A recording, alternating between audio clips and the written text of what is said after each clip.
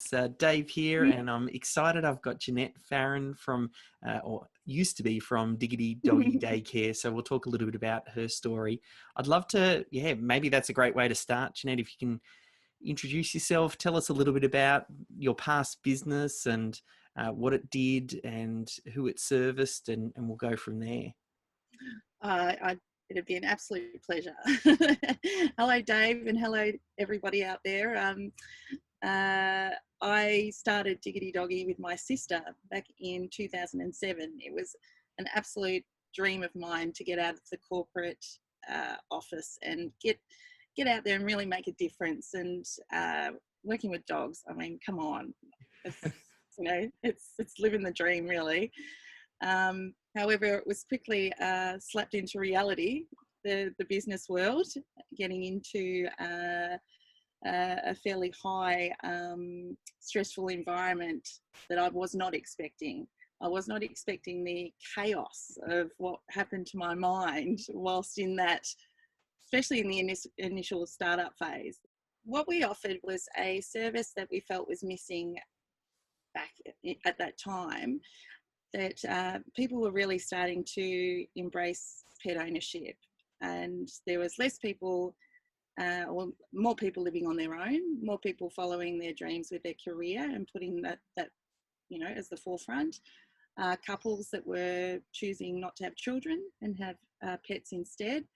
And then we had clients, an element of clients that were obviously normal everyday, 2 kids, 2 dogs type of families as well. So we had a service that basically fulfilled the need for dogs to be able to be entertained, loved, cared for, supervised, and being in an environment where there was, we had a lot of fun as well, a real sort of fun environment that just sort of broke up the day for pets. You mentioned you started in 2007, so you're obviously running in that business for quite some time. And before we sort of crossed paths, what made you, how long had you been running it, and at what point did you kind of go, either the passion was dying, or what happened for you to go, I want to change, or thinking about exiting your business?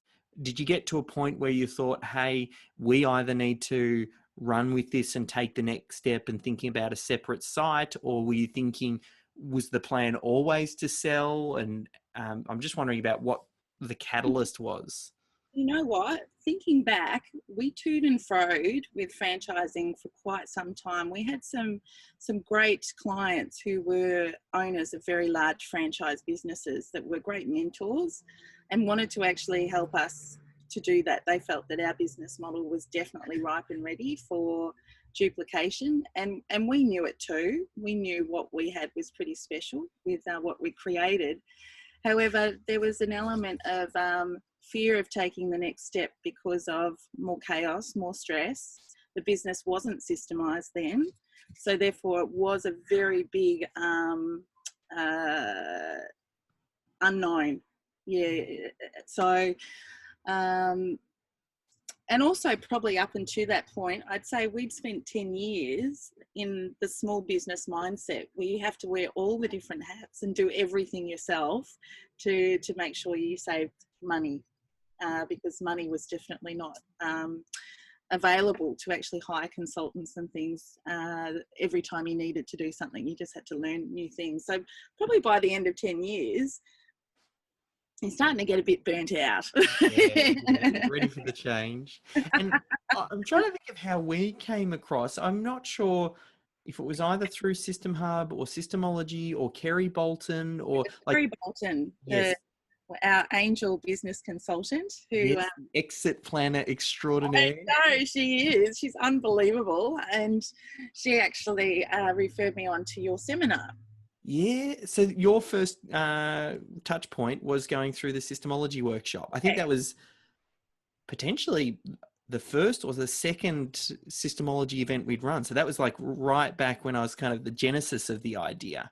Yes, and it was, to me, it was because I have a financial background, very process driven. It just completely aligned with what I felt was the way the business had to go. And I had a lot of naysayers say, how are you going to systemize a dog daycare centre? I mean, come on, you can't, it's like a circus really. So you've got unpredictability of dogs, and you know what? It took a lot of time to actually sort of think outside the square with quite a few things, but essentially, after that seminar, I was really inspired to go, yes, we can actually systemize this business. So you had thought, right, 10 years, it's maybe time that we exit engaged Kerry as an exit planner. And then I know Kerry's a huge proponent of what we do. And she always says, look, there's two things that oftentimes the person acquiring will value if you want to get top dollar. Financial performance is a big one, and your systems. So then you identified, hey, I mean, you've always been very strong with the finance side of things, like that's part of your background, and then you kind of realized, hang on, the systems is an area that we need to do some work in. Yeah, very much so. And I think that was certainly the change point for us, starting to really extract a lot of the information out of the staff's minds. There was a lot of unknowns for me because I was very focused on the business structuring side of things. My role was probably more office based. So jumping into the operational seats helped me see a lot of processes that we were doing that probably weren't making a lot of financial sense. We streamlined a lot with a lot of collaboration as well. And, we got out of the, which I find I hear a lot with other business owners, is that's the way we've always done it mode. Yeah. How did you go with like the changing of the culture, and or was that culture already there? Was it accepting with the team? I know sometimes some people have challenges when they say, oh, we're going to apply systemology, which really is systems thinking. It's a change in the way that the business thinks. And it's about capturing what you're doing in thinking process. Did you have any challenges or resistance, or as you kind of went through? I think I think we probably had the toughest time with that, because a lot of people embrace Diggity Doggy Daycare with a real emotional connection. So whether it be clients or staff, it's almost like the emotional buy-in to Diggity was so huge. They felt they had a lot of ownership over the say of where the business was going because of that feeling they had about it. So when it came to systemizing the business, or even calling it a business, it was almost like that was an insult to everybody. Like, how can you call this place a business? It's so special. It's a home. That's right. We get so much good feeling out of this place. How can you make that about money? And it was almost like an education. I had to say that this I love this business. This business came out of my head. This is exactly what I visualized for this business, and the feeling that it gives to everybody who works here and visits here. However, at the back end, if we want this business to survive and be able to still spread that beautiful love and messages, this is the back end of how it's got to work, and it's got to work like a machine. And that's just the way it is. That's the reality of it. How long did it take you once you kind of really got to work as far as the systemizing and bottling what you did? Because it takes a long time to get product to market fit, get those runs on the board. I mean, your business had grown to a certain level in that first 10 years. When it came to the bottling of what you were doing effectively, what sort of timeline did that take? It actually took us 12 months. We were actually working in conjunction with the lovely Sue Campbell, a franchise consultant, who came in and worked with us to actually get our business systemized for a franchise. So we started out with the intention of obviously going through not only systemizing it for duplication, but also systemizing the current centre at South Melbourne. So South Melbourne was up to 80 dogs a day. So it was a very, very busy business, had up to 1,500 customers on a regular basis. So there was a lot of procedures and processes that had to be put in place for this to even be thought about as a franchise model. 12 months is really not that long of a time frame, particularly thinking about what you were planning on doing with it as far as, you know, grooming it for sale. And I think, I mean, that's a very realistic timeline for someone to think, hey, if we put some good attention on this over a 12-month period, we can really just transform the business. Once you got to that point where you'd systemized a lot of it, what had you noticed any changes? Like the business was already working. I know we talked about you spending less time in, you know, on location there and started doing a lot more offsite. But were there other things that you noticed or things that changed as you started to really systemize? The biggest thing was probably the getting the team buy-in. Once it actually changed, it just meant the whole culture of the business started to run more like a machine instead of reactively. So I've always sort of been teaching the staff to be proactive rather than reactive. But, you know, perhaps there was an element of impossibility there if the systems weren't, you know, very, very structured and very easy for them to be able to train from and also refer to when required. So once we'd gone through that process as a team, the difference between the Diggity of old and the Diggity of the new was unbelievable. Like every single client would comment and come in and just say, oh my God, this place is so calm. And everything just, like that, you know, there wasn't us sort of running around doing cartwheels or, you know, and the dogs as well. It actually affected the animals as well. It was just a massive, massive reset to what I envisaged the business to be. A lot more calm, less chaos. And like I said, getting that team buy-in was crucial for us to actually get to that point together. Within the performance of the business, did you see, like, did it become more efficient, as in like more profitable? Yes, absolutely. No, definitely a 25% increase in that. Yeah, So, and hence why we were able to pitch it to Petstock, who were the ones that ended up purchasing Diggity, and pitch it as a very viable business that was ready to experience even further growth as all the systems were in place to allow them to duplicate the business in different locations and also be able to easily do add-on services without overwhelming the business's main source of income, which is the daycare.